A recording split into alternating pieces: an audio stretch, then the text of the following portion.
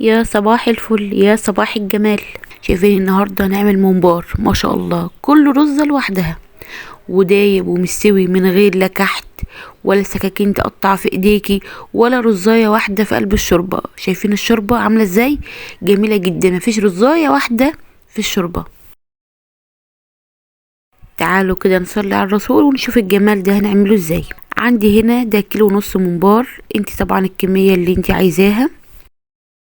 هبدأ هنا اقطع الممبار كله قطع كده قد بعض، بس هكون قطع طويلة نسبيا، يعني حوالي القطعة بتاع 25 سنتي.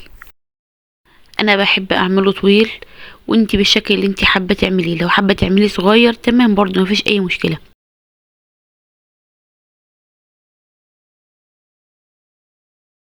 هخلصهم بقى كلهم تقطيع تقريبا قد بعض. هاجي عشان اقلب الممبار عشان هنضفه تحت المية وتكون مية جارية. هقلب قطعة من الممبار كده وابدا تحت الميه ادخل الباقي بطريقه سهله قوي. هوريكي ازاي بتعمل بطريقه سهله قوي، هتنضف في اقل من 10 دقايق نكون خلصنا الممبار كله. وهنضفه النهارده من غير كحت، وهينضف بطريقه حلوه جدا وهيبقى ريحته جميله جدا من غير ما تعبي نفسك ولا تكحتيه ولا تبهدل ولا يتقطع منك ولا اي حاجه خالص.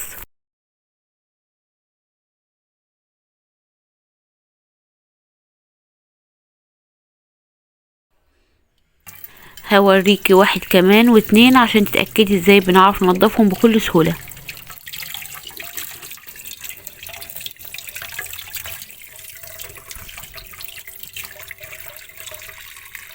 ما تنسوش اللايك والشير والاشتراك في القناة.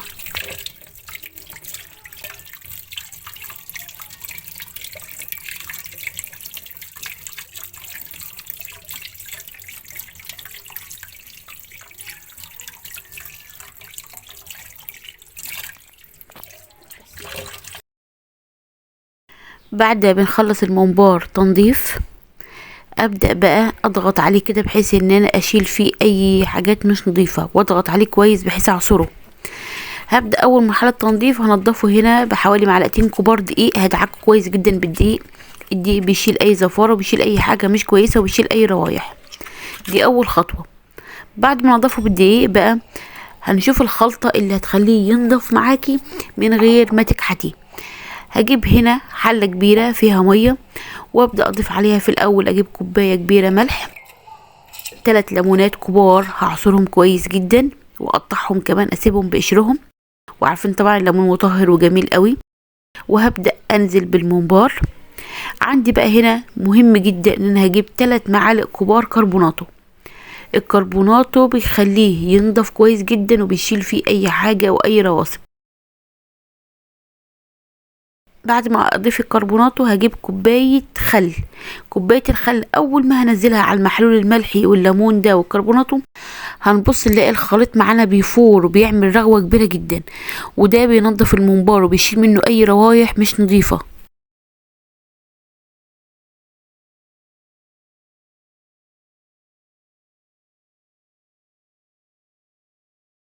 شايفين بيرغي ازاي؟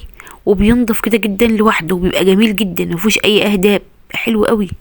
واستحاله استحاله تشمي فيه اي ريحه مش كويسه، استحاله. وجربي الطريقه دي. بعد ما اضيف الخل هضيف ربع معلقه صغيره جدا ملح ليمون. ملح الليمون بيخلي لونه هنا يفتح ويبقى لونه ابيض. وهسيب الممبار منقوع في الخلطه دي حوالي ربع ساعه او تلت ساعه بس. هنا كده بعد ما اتنقع معايا بالظبط ربع ساعه همسكه بقى اغسله واشيل منه قشر الليمون ده، وهحشيه على طول بكل سهوله مفيهوش اي حاجه، ونضيف جدا وجميل وما تهرش مني ولا قعدت كحت ولا ايدي اتعورت ولا اي حاجه خالص.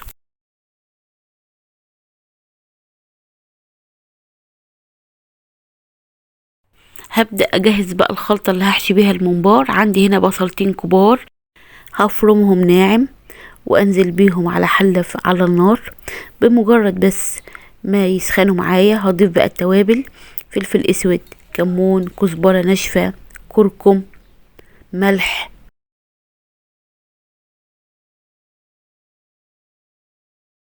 وهنزل على طول بالطماطم. اول ما تتسبك معايا هضيف الرز واطفي النار. وبعدين عندي كمية خضرة حلوة طبعا على حسب ذوقك برضو. انا هضيف الخضرة شبت وكزبرة وبقدونس على الرز، وابدأ بقى احشي الممبار. انا هبدأ احشي الممبار، لا هجيب قمع ولا هجيب اي حاجة، هو كده كده مبياخدش معايا وقت، يعني كل قطعة بتاخد معايا حوالي دقيقة بالظبط، يعني حشو اسهل من الكرنب واسهل من لف المحشي. بيسقط مني حبة رز هنا مفيش اي مشاكل، بحشي بيها الممبار مرة تانية. وانا بحشيه مأكبسوش رز قوي، يعني اتأكد بس الرز تبقى كمية كده متناسبة، واسيب قطعة فاضية صغيرة في كل طرف عشان الرز ما يشرش بره الممبار. كل كيلو ممبار بياخد كيلو الا ربع رز.